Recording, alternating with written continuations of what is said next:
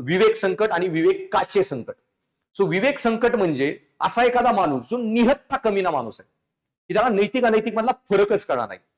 विवेकाचे संकट म्हणजे असा माणूस की ज्याच्यात नैतिकता पूर्ण विकसित झालीये आणि त्याला कळतंय की ह्या योग्य अयोग्यमध्ये फरक काय, दोन योग्य गोष्टींमध्ये अतियोग्य काय किंवा दोन अयोग्य गोष्टींमध्ये कमी अयोग्य काय, आणि हे कळतं म्हणजे ते झालं विवेकाचे संकट.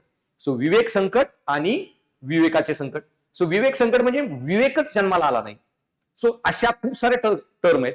सो ची शब्द असेल ना तर समजायचं ती चांगली गोष्ट आहे. विवेकाचे संकट चांगली, नीतिमत्तेचे संकट चांगली, ओके, नैतिकतेचे संकट चांगली गोष्ट आहे, मूल्यांचे संकट चांगली गोष्ट आहे.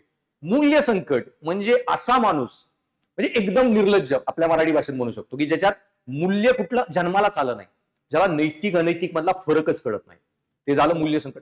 पण ज्याला दोन नैतिक गोष्टींमध्ये अतिनैतिक काय किंवा दोन अनैतिक मध्ये कमी अनैतिक काय हे कळत नाही, ओके, म्हणजे ते झालं मूल्यांचे संकट. त्याला नैतिकता कळालीये, जास्त नैतिक काय करू ते ठरवण्याचं संकट.